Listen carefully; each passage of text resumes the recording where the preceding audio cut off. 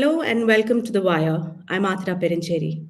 In today's live, we're going to be talking about an order given by the Supreme Court yesterday pertaining to an inquiry about the operations and functioning of Vantara. Now, Vantara, as you all know, is the Reliance-owned controversial zoo cum rescue cum rehabilitation center run by Anant Ambani in Jamnagar in Gujarat. Now, Vantara has been at the eye of several storms in the recent past. And one of them pertains to allegations of Vantara's procurement of wildlife from not just India, but across the world, fueling illegal wildlife trade. For instance, in March 2024, um, journalist Rajshekhar had written a story. He was one of the first to investigate this for Himal magazine. And his investigation found that a lot of elephants were being transferred from across India, from every part of India, including parts of the Northeast and Assam, to Vantara. And this could have been made possible only because of a lot of changes and loopholes in legislations that were made recently. Now, another story, another investigative report in March this year by a German daily found that a lot of species from across the world as well are probably being sourced from the wild and may not even have been captive in the first place. And they still made it to Vantara, which calls itself a rescue and rehabilitation center. Now, whether it is the lone mountain gorilla from Congo in Africa or 26 Spixus macaws, these birds, for instance, are their native habitat is in Brazil in a particular ecosystem, and they are locally extinct there. Right now, they survive only in zoos or breeding centers across the world. And Brazil needs that these birds be sent back to Brazil to start their reintroduction program. But instead, the birds came to Vantara and didn't go to Brazil. So these are all questions that media houses have raised over time. And another allegation that has also come up is the validity of the CITES permits that have allowed Vantara to import animals from across the world and into India. So these include cheetahs, they can be hundreds of Hamlin monkeys, for instance. They are more than 100 according to one estimate. And they already have more than 200 leopards, 200 elephants. And one of the issues, for instance, that illegal wildlife trade NGO was looking at is the possibility that a few chimpanzees, for instance, came in from the Congo may have actually come into Vantara through reused or fabricated CITES permits. So there have been a lot of questions associated with these transfers that have come up in investigative media reports. Of course, Vantara has denied all these allegations. It has rejected these allegations, saying that they are misleading and baseless. Another question, again, has been the number of animals that have made it to Vantara over the past 2-3 years. For instance, in March 2023, Vantara had around 3,800 animals in total. But in March 2024, as per its latest annual report, the only report that's available, the latest that is of now, it clocks 10,360 animals across 345 species. But one investigative news report, a German daily, had actually pegged, looking at data from other sources, had pegged the numbers of animals at Vantara at almost 39,000. So how did Vantara manage to acquire so many animals in such a short period of time? That's one of the questions that a petitioner raised in a writ petition to the Supreme Court, which was heard yesterday on August 25th. Advocate C.K. Jayaswin who is with this, who's an advocate at the Supreme Court, had urged, citing all these and several other issues, had urged the Supreme Court to conduct an inquiry and form a committee to look into these issues. And that's exactly what the Supreme Court did. So yesterday, it has constituted a four-member committee, a special investigation team, and this team has been ordered to go and visit Vantara and submit a report on all these aspects by September 12th. Now, the committee is chaired by a former Supreme Court Justice J. Chelameshwar, and the other members are Raghavendra Chauhan, who's a former Chief Justice of Uttarakhand and Telangana High Court, Hemal Nagrale, IPS, who is a former Commissioner of Police at Mumbai, and Anish Gupta IRS, who is an additional commissioner with the Customs. So the Supreme Court has made it pretty clear. It has given a set of directions to the committee to look into certain aspects that have come up in these allegations. And these include acquisition of animals from India and abroad, especially elephants, compliance with CITES and validity of CITES permits, and a lot more. So we have with us to discuss this further journalist M. Rajshekhar.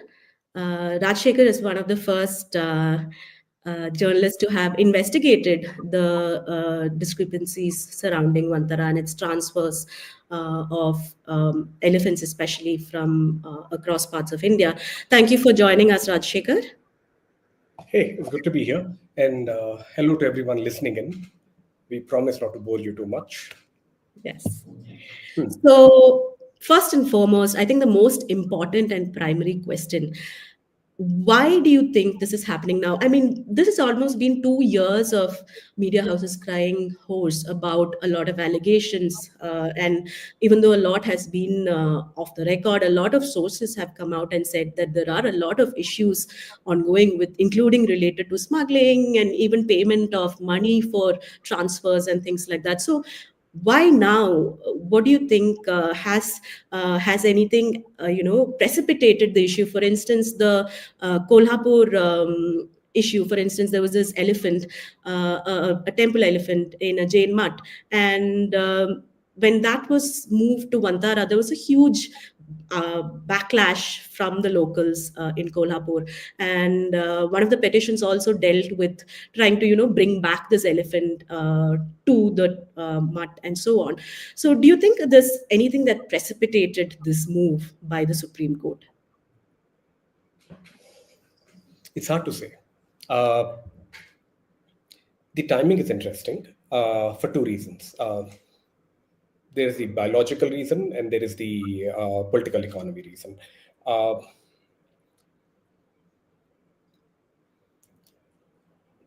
Some of the viewers will know that there is something called CITES, right? The Convention for International Trade in Endangered Species.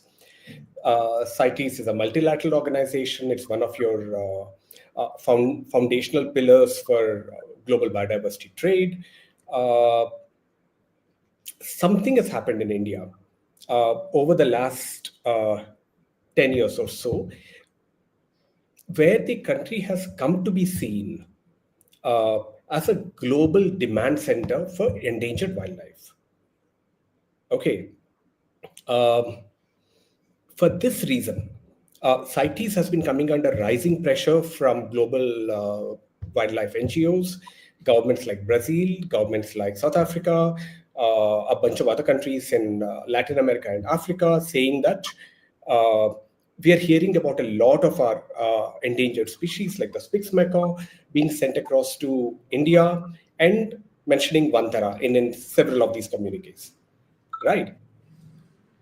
At some point, I think the scale of wildlife transfers to India became so large that CITES then sort of began to run the risk of losing its own legitimacy, right? And so anytime now, we were told end of August, a CITES team was supposed to inspect Vantara. Okay. Uh, and so there is one school of thought which links uh, the formation of the SIT to the impending arrival of the CITES investigation team. One way to see it. Right. Uh, this is what you will hear if you talk to uh, people in wildlife trafficking circles. Uh, if, on the other hand, you talk to business reporters, you will get a completely different narrative.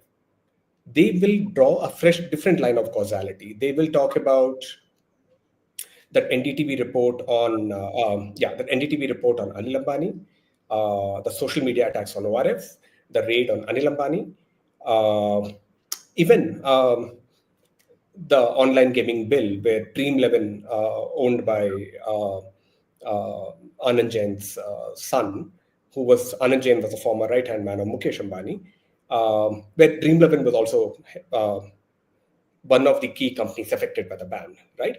So Right. a separate line of causality gets drawn here, saying that Anil Ambani plus ORF plus Dream 11 plus that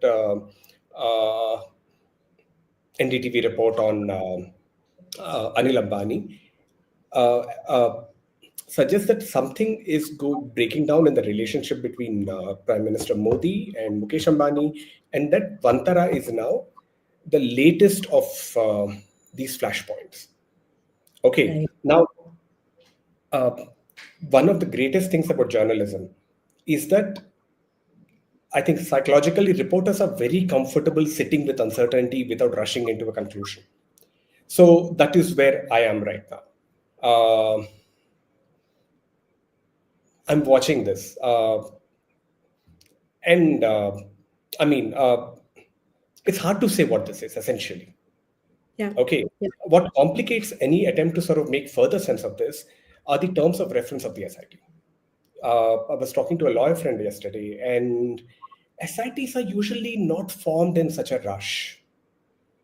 If they are formed, they're certainly not given 15 days to come out with a report on an organization which has, um, going by, I think I've seen press releases from Vantara saying that they have 78,000 animals, 150,000 animals, whatever, right? So there is Yeah. a complexity to this project. Absolutely. Yeah. All right. And I'm not sure 15 days really hacks it. Okay. What adds further complexity to this? Uh, like I was seeing the petition, okay, and there's a part of the prayer which says that these animals should be returned to the wild. And I wish it was that simple, but it isn't. Once you sort of fracture an animal and take it out of its ecosystem and get it used to humans, there are books like Wild Traffic, uh, which sort of show how hard it is to rehabituate them back into the wild. Yeah. Okay. So, so in that sense, I mean, if you ask me what is this movement, I honestly have no idea. I'm in a very wait and watch mode. Yeah, you talked about the fall of grace, Rajshekhar, of the Ambanis, but No, no, no, I didn't say that. Not fall okay, of grace. There's some uh, no, but the Prime Minister himself there's has a pattern lent of homage to Vantara very clearly, like even with him posing with the blue macaw and all that, and inaugurating, opening Vantara. So there's been a very close link that way. So that is still there. yeah, but this is a time when politics is so much about optics, right? And it's extremely performative, right? So much of the performances are completely ignored, honestly, because there's a lot which is put out for public consumption. Right. So whether he went there, whether he held the six macaws, got them to perch on his shoulder, it's immaterial. I was told at that time that this was a way to sort of signal support from the prime minister for the project. But that was before the Trump tariffs hit. The world Yes. has changed in the last 3 months. God knows Yes. what's going on. Got it. And but then I agree that this is actually very little time. We're talking about just around less than a month, maybe, for the Well, September. yeah, for the SIT to prepare a report on this, and it's there are also a lot of aspects that the Supreme Court has asked the SIT to look into, including CITES permits that Vantara has said it's all valid and clear, and its paperwork is all crystal clear. Now, but at the same time, even wildlife NGOs have raised concerns about how it can look extremely clear on paper while actually the CITES permits could have been reused and you will just not know. So it would also be difficult, wouldn't it, for the committee to actually sieve through what is happening at this stage in such a quick time? Yeah, it would be. I mean, it's a very ambitious list of deliverables for the SIT, right? Um, I don't think 15 days is long enough for this. And that's one of my puzzles that um how do you do this in 15 days? Because Right. even then, even with 15 days, you do sort of give them a clean sheet, a question will hang, saying that, but they didn't have enough time to get into the details of it. Yeah. Yes. And there is also, I think the Supreme Court has also said that the committee can ask for extra time if they need it, and they might actually need it in this case. But then there's also another worry. I was talking to a few conservationists about this, and some of them worry that okay, so what if uh, everything is fine on paper and you're not actually able to find out, you can't tell for sure, but this would definitely mean that um, Vantara would still be going ahead with its work as is, and because you cannot then question this again in a court of law. So is that a possibility that would be worrying? I don't know, yeah. Let's say the SIT scenarios, right? Let's say the SIT was to do an absolutely empirical job. Let's say they get an extension. They sort of go through the paperwork on every single species, right? Every single consignment. And let's say they find actually that everything is fine. Fine. Yes. Great, right? Yeah. Um, let's say that's not the case. Scenario two. Yes. Uh, I was reading this very lovely book a long time back, and it had a line which I've never forgotten, which is that cognitive reality always catches up with physical reality. In that sense, even whatever the SIT finds, if it's not accurate, it'll continue to get challenged, right? Yes. So it doesn't matter. Good. It would So be good to be able to sort of have someone get into the details of this and answer the question one way or the other, yes, instead of everybody getting into the confirmation biases. got it. Um, but that has to be done with, I think, a sense of responsibility and weightage to the seriousness of the questions being raised. Right. Okay, the consequences for the animals whose lives are at stake, uh, the consequences that the animals that have died in transit have already paid. Okay, Yeah. and also, if as global NGOs say that India has become a global hotspot for international wildlife trade, illegal wildlife trade, then hard questions have to be asked of the MOEF and the Central Zoo Authority. These You are our know, statutory with bodies this, responsible. Yeah. because Yeah. if there's a systemic failure, something would have started it, right? And it cannot be that there's a galloping systemic failure, and then we set up a SIT, give it 15 days minus the weekend. So let's say 5 days of work in a week, so 10 days of work, and say, ki, theek hai, now you tell us what happened, right? Yeah. These are, I think, deeply consequential questions. I mean, does an environmental rule of law exist in this country? Okay, is the global uh, uh, biodiversity transfer protocol working? And if you want to see And these questions have to be answered with some degree of seriousness and application. If these are answered seriously and with application, the SIT's report has credibility. If it looks uh, insincere, it'll get questioned. I mean, you remember what happened with the SIT on Modi, right? And the 2002 riots. It got challenged with books and everything thereafter. Yes. So nothing is, I really wouldn't give into alarmism. I mean, Got it. um, cognitive reality has to catch up with physical reality. Yes. That's simple. Got it. So, on that optimistic note, thank you so much for joining us, Rajshekhar, and it was a pleasure to have you on the wire. And thank you to our listeners. Bye.